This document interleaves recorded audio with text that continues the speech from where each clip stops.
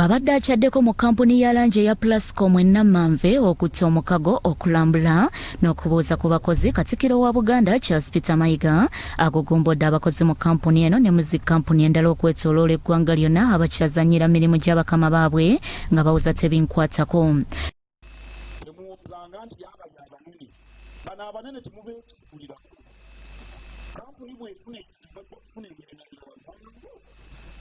Katikkiro Mayiga agamba nti omukozi yenna alina okukwata kampuni ya mukama we ng'eyiye kubanga bweggwawo ate yasinga n'okukosebwa, kyokka ng'ate bwekula omulimu gwe gweyongera kunywera kussa n'okuwa omwagaanya abalala.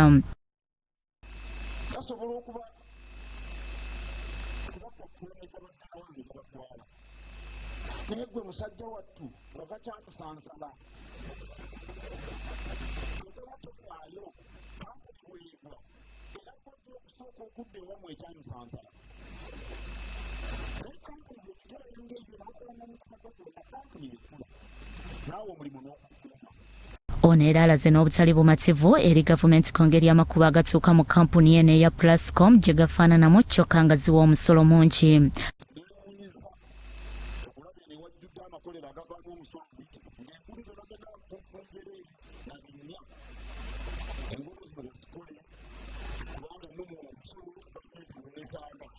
Plascon emaze emyaka 9 ng'ekolagana n'Obwakabaka era nga agiddukanya Santos agambye nti bakkiririza nnyo mu maanyi ag'emikago era nga bakugenda mu maaso n'okutambula n'Obwakabaka.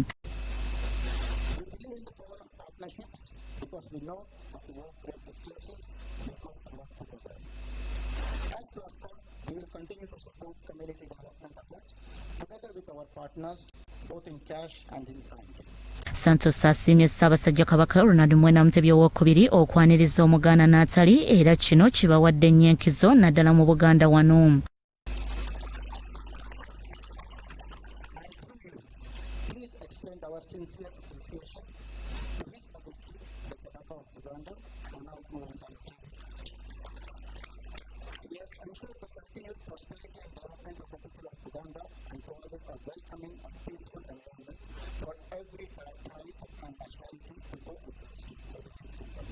Mu bbanga kampuni eno lyemaze ng'ekolagana n'Obwakabaka bingi byebukoledde nga okuwagira emipiira gy'amasaza, okusiiga langi ebizimbe by'Obwakabaka ng'ekizimbe ekyatwekobe mu Lubiri, Bulange n'ebirala ku bwereere.